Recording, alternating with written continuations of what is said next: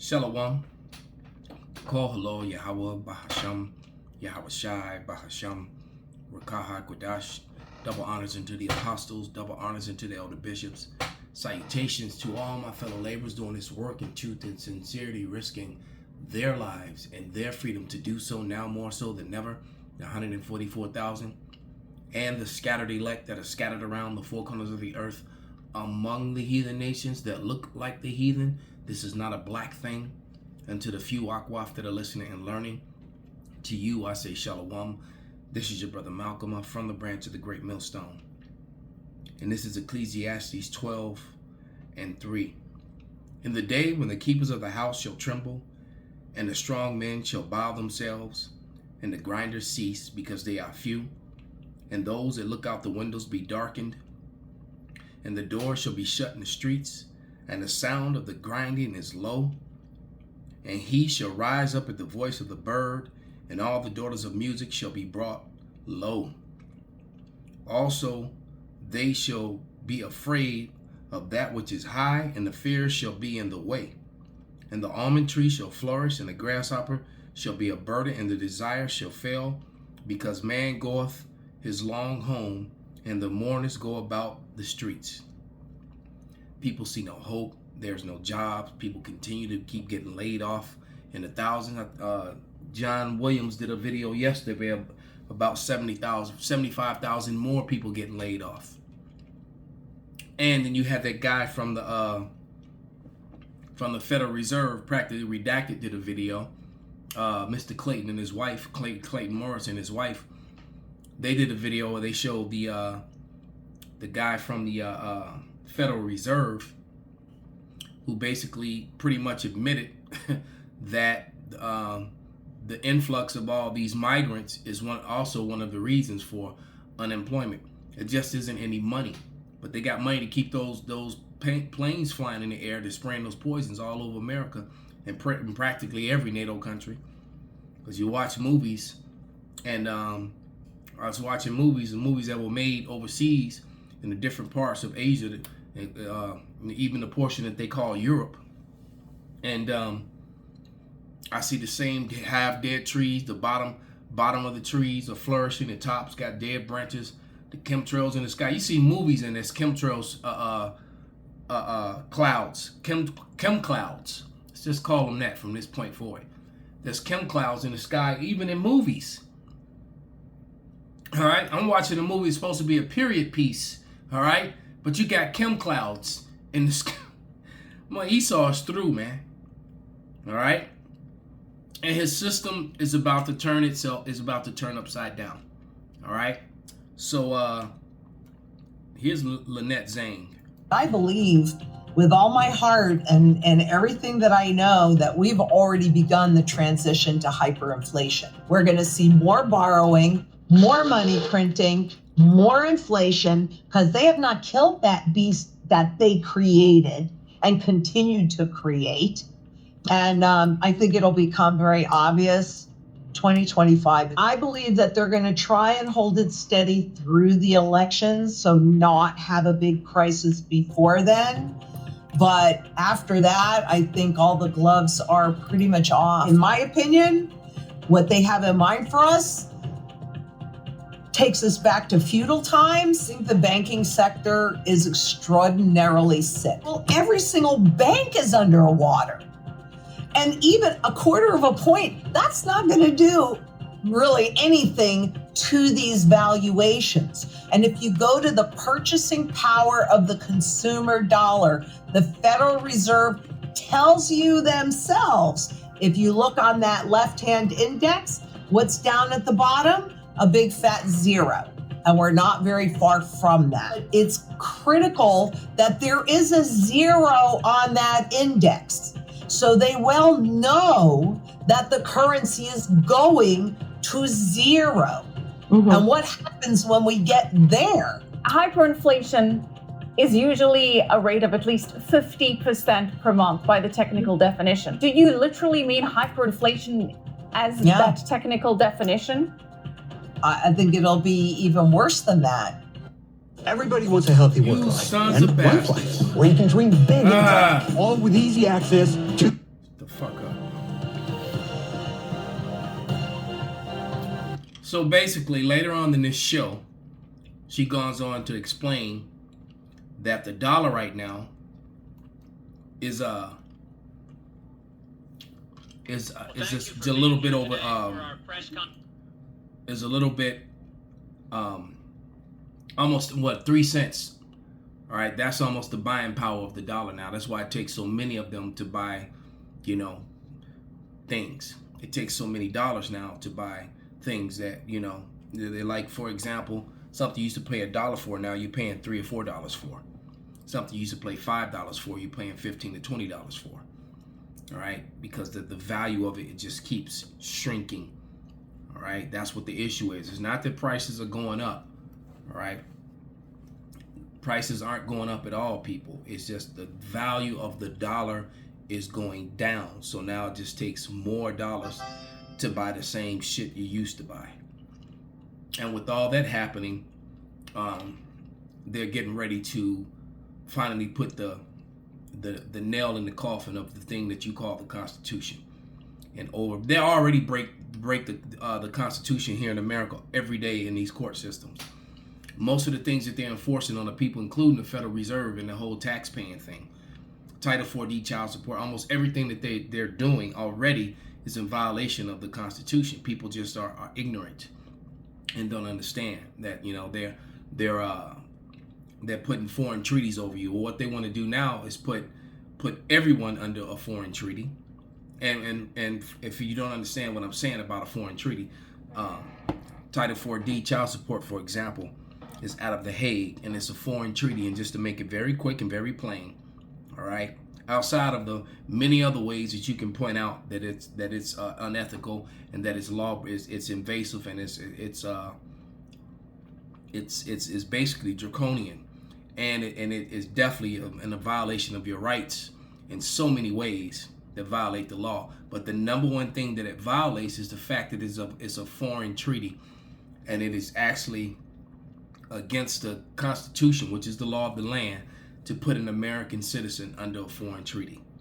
So just to give you an example of what I say, I mean what I mean when I say that. All right. So even with the IRS, a lot of things that they do, though, they're operating under under foreign treaties, basically maritime law, and you are Americans on land.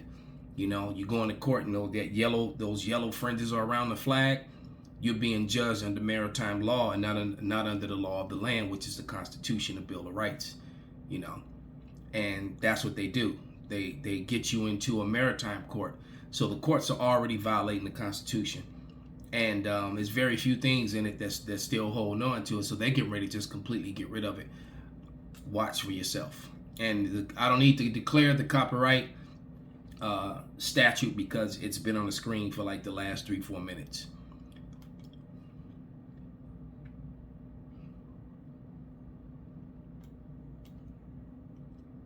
Well, thank you for being here today for our press conference on what I describe as the most important issue that's getting the least amount of attention relative to its importance in our country.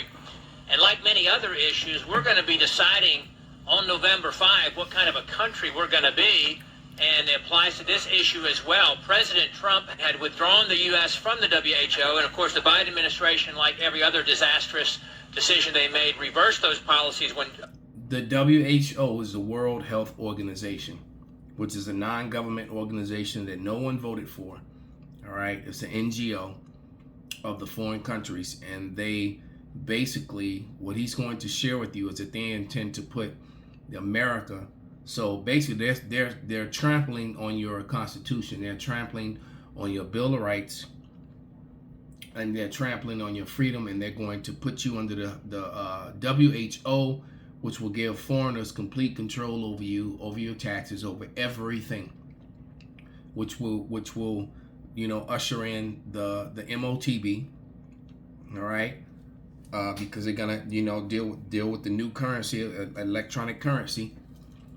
That's why you keep having bank glitches and all kind of problems.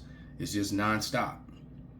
Which is all, and this may be the straw that breaks the camel back, which is gonna finally make these docile Americans, all right, finally raise up and do something to try to keep their country, all right, because this in 2Esdras is inevitable, all right, which will probably be the title of this lesson.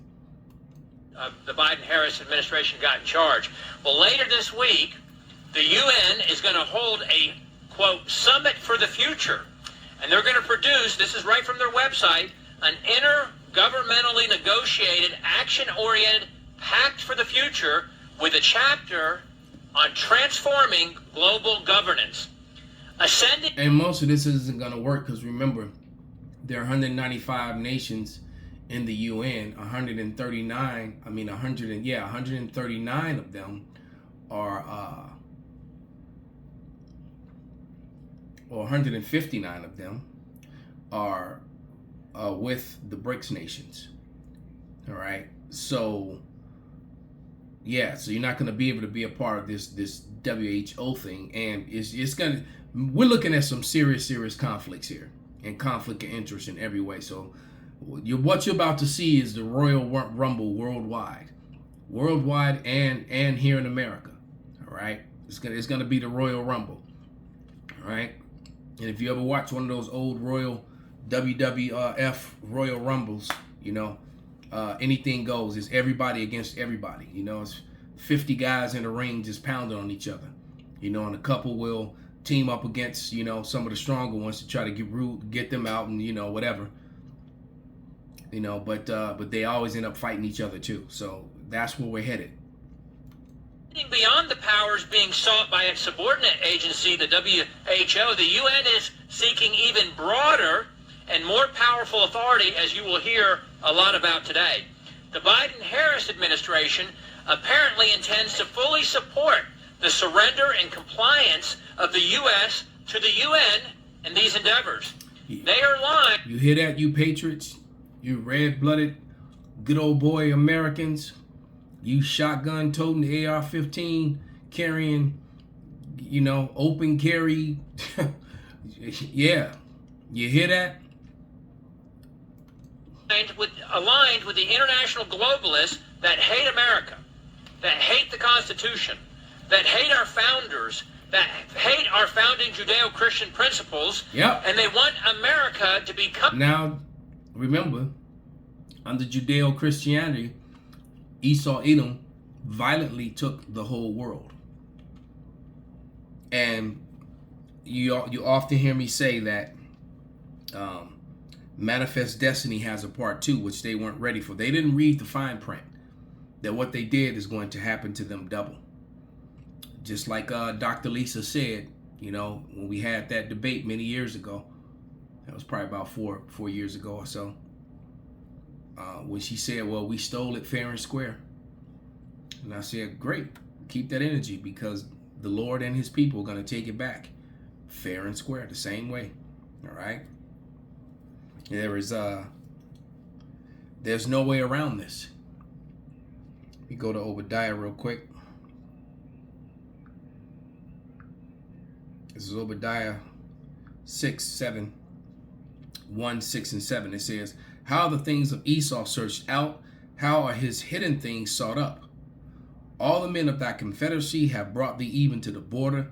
The men that were at peace with thee have deceived thee and prevailed against thee. And they that eat thy bread have laid a wound under thee, and there is none understanding in him. So those that have been with America are turning on America. Why? Well, look what these Democrats have done. All right, and you got to remember the Democrats and the Republicans, or I had a client used to call them rat publicans and democratics, and he's actually pretty right. That was probably the most righteous thing he ever said, this particular dude. But they, remember, they're the same two wings on the same hateful bird, which hate and subjugates Jake. All right, and has always used Jake life force to promote their way of life. Okay, that very place that you looking at behind you, Jake was the labor force that built that, for the most part. The White House itself was built by Jake. All right, but Jake never really benefited from anything. And now these people are completely and totally divided, and they're about to turn on one another. All right. The Lord is putting division in them. All right. He's bringing that division. Okay. He said he's going to come back to a world that's already, divided. The fires are already going to be burning. This is Matthew 10 and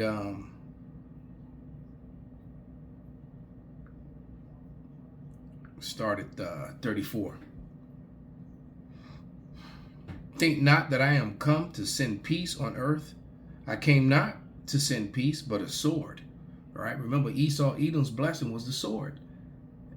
That's what he's about to use. He's about to say to hell with it. He's about to use his sword on everyone and on his brother. It says, for I am come to set a man at variance against his father, and a daughter against her mother, and a daughter-in-law against her mother-in-law. And a man's foes shall be they of his own household. And that's in every way, but mainly when it comes to this gospel. All right, when the truth gets told about the Bible and who the true people of the Lord are. All right, but remember, the scriptures are manifold.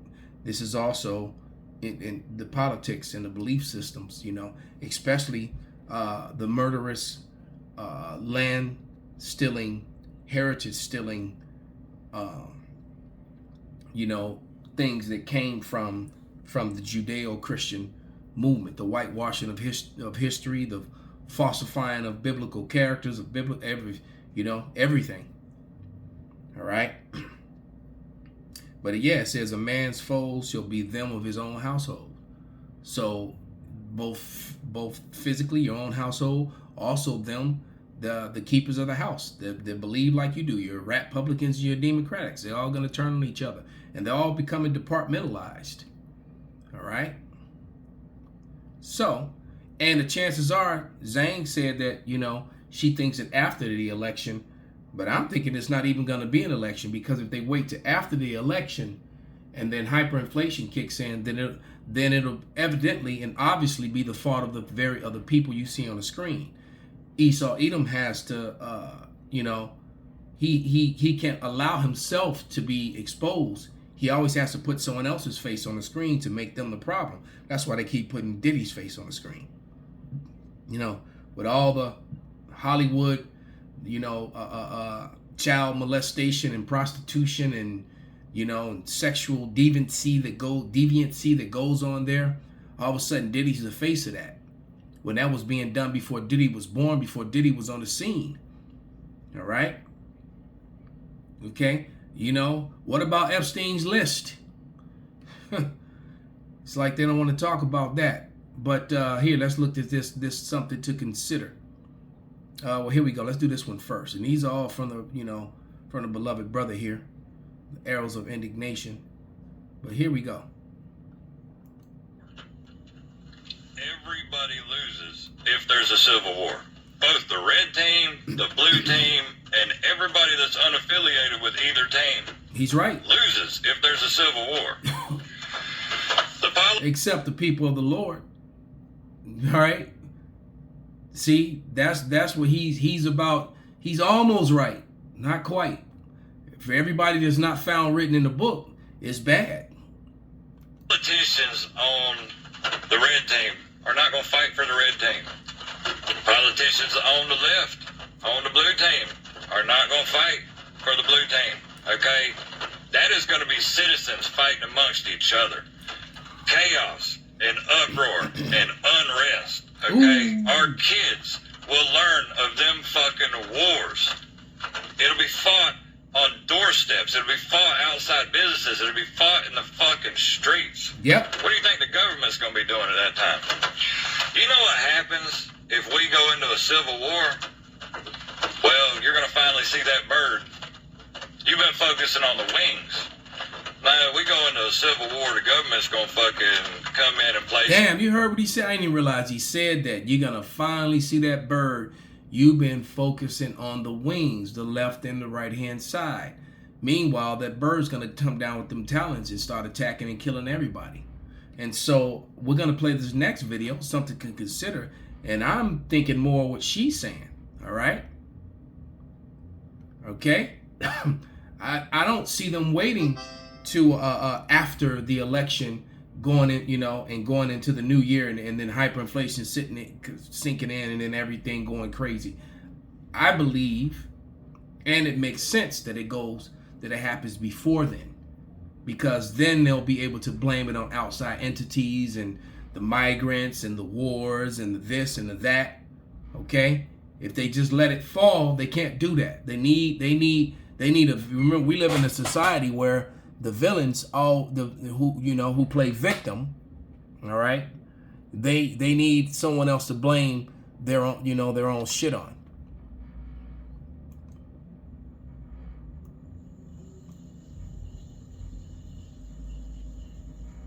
Crazy. I think I'm crazy, but I don't even know if we're going to have an election. I feel like this is the great setup. I feel like our current administration and those people affiliated with that party that have infiltrated the government, every branch, are setting us up. They probably are going to send those long-range missiles over to Ukraine, and Putin probably is going to declare a war on us. And when all of our military go and fight that conflict, American citizens are at home with 20+ million unvetted people here. There you go, 20+ million unvetted people that are going to get armed. Now think about this. Americans aren't down with the WHO and to become a part of that. But with all your soldiers sent overseas to go fight overseas, all right, they're overseas fighting these unrighteous wars and decrees, all right. Then these behind the line, these behind the enemy line soldiers that they've sent over here, the migrants, are gonna raise up and force you to comply. You see, that's more than likely what's gonna happen. And you can clearly see it if your eyes are open. All right, because that's gonna happen one way or the other. But why wait until the dollar crash to do it? All right, remember, the men that look like this lady on the screen, they have to be the face of what's right.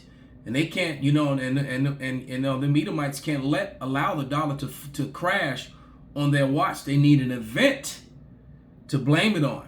See, it's this fault, these people's fault, or this event's fault, not ours.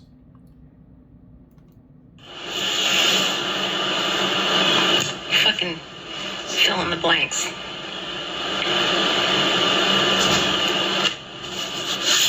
I suspect something is going to happen in October. Mark my fucking words. I don't think we'll ever get... And I called that as well, but we'll see what happens, man. I said September, October. I said something major would happen in August, and it did. All right? So I believe that something's going to happen before this election. All right? And it's definitely going to be chaos after, one way or another. But here we go. Get to the 2024 election. I think things are going to implode in Washington before then. I think our economic financial condition is fragile. It's going to come home Now this is a former Marine general right here. to roost in ugly ways. I will tell you, I don't know exactly how it will happen. I think we're going to end up in a situation where we find out the banks are closed for 2 or 3 weeks and nobody can get into them. You think so? I think we're going to run into something like that, yeah. I also think... And I think that's funny now too, all this bank issues. Right now, I'm waiting on a new bank card. I can't access my own bank because someone tried to use, my number. I don't know how they got it because I didn't lose my card. I still have it. But all this technology. Someone tried to use my account number or something, and I got the alert, and they asked if it was me. I said, nope, that is not me. They shut it all down. So I can't do anything with my account until they send me this new card, and then I have to attach everything back to it. See, this system is fragile. I would personally just rather have silver and gold and trade it back and forth from hand to hand. All right. But as my mother used to say, that sounds too much like right. Okay. I think that the levels of violence and criminality in our cities is so high that it's going to spill over into other places in society. People that normally think they can live remote from the problem are now beginning to be touched by the problem. That's then right. I look at this thing in Ukraine. I think Ukraine is going to lose catastrophically. It's going to be a complete collapse. And that, too, is going to have an effect here at home because people are going to say, well, wait a minute. Everybody told us Ukraine was winning. Everybody told us X, Y, and Z. I mean, sort of the Russian hoax on steroids. All of those things are going to come together or converge in. So basically what he just told you, because if you watch the news, Israel is always winning and Ukraine is always winning, and that's far from the truth. The Russians over there annihilating those Ukrainians. All right. And yeah, that's just the truth of the matter. But no one wants to talk about it. All right. Russia is very, very powerful, has a very powerful military. And they're a lot more powerful than America is right now. And that's just a fact. They have weaponry, you know, they're especially, well, speaking of their missile capability is far beyond America's. All right. Well, because America was, you know, since the 80s was focusing on making movies and living living the Beverly Hills lifestyle, while the while the Russians were building up their missile technology, et cetera, and their soldiers. And then look at the caliber of soldier that's in the Russian military, that's in the Korean military, that's in the Chinese military. Just watch them train, and then look at, you know, the alphabet lifestyle and all the women that's in the American militaries. It's pathetic.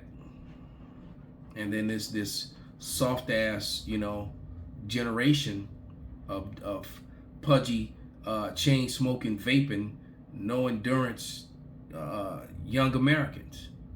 You know, you'd have to actually try to pull from the athletic, you know, portion of the American youth to make them soldiers. So you have to pull them out of colleges, and, you know, you're gonna have to send all your hopeful future prospects for sports and Olympics to fight, because the majority of your children, your sons and daughters, your sons especially, are not capable, not willing, and just not in shape, not strong enough. They're weak. This generation is weak. Plus, you fed them bullshit. We got a nation full of soy boys, where, you know, teenagers, 19, 20-year-old dudes are taking dick pills, you know, in the gas stations and vaping. All right. Hell, when I was 19, I could go for hours. Didn't need no goddamn pills. Literally. You know, if I liked you, a woman I didn't even like got an hour. If I liked you, you really got it. All right. So that's not happening today. That's not happening today. They've made men weak. They have destroyed us. Some way that's going to prevent us from reaching, you know, the status quo. Oh, another election. Oh, another set of campaigns and so forth. So what you're saying to me is eminently plausible, because I don't think Biden will make it through the year. I think he'll be gone. And I think everybody knows that this person, Kamala Harris, lacks the ability under any circumstances to be president of the United States. If you want to know what the Democrats want America to become, look at California. How deeply in debt is California? What's the state of affairs in that country of its own? It's a catastrophe. Yeah, so you go to San Francisco and then go across to the bridge to Oakland. Yeah, that's what America is fast on its way to becoming, man. All right, they, like I said, they didn't put that movie Civil War out this year for nothing, and it happens to be an election year. And also, you remember one of my favorite series of movies, of those Purge movies. That's one of my favorite series of movies, man. And that Purge election year, that was heavy, man. That was heavy. But let's wrap this up. Let's get 2Esdras 15. I'm gonna start at verse 14, and it reads: Woe to the world and them that dwell therein, for the sword and their destruction draweth nigh, and one people shall stand up and fight against another, and swords in their hands, literal swords and guns, lots of guns. For there shall be sedition among men, and invading one another, and they shall not regard their kings nor princes. Hell, a sheriff just murdered a corrupt judge in his chamber. All right? So that's already starting. Okay? And I forget what state it was in. All right? But it says, for there shall be sedition among men, and invading one another, and they shall not regard their kings nor princes, and in the course of their action shall stand in their power. A man shall desire to go into a city, and shall not be able, for because of their pride the city shall be troubled, and houses shall be destroyed, and men shall be afraid. And a man shall have no pity upon his neighbor, but shall destroy their houses with the sword. and spoil their goods, means steal and take their stuff, rape, rob, and pillage, because of the lack of bread and great tribulation. And these big, huge cities like Chicago, you know, like New York, LA, it's going to be a mad killing ground. It's going to be a killing ground everywhere. But those big cities, man, Detroit, these larger cities, ooh-wee, if the Lord ain't with you. So with that, all praises, all honor and glory be unto Yahweh, Bahasham, Yahweh Shai, Bahasham, Rakah HaKodash, Kwam Yasharala, Abad Babal.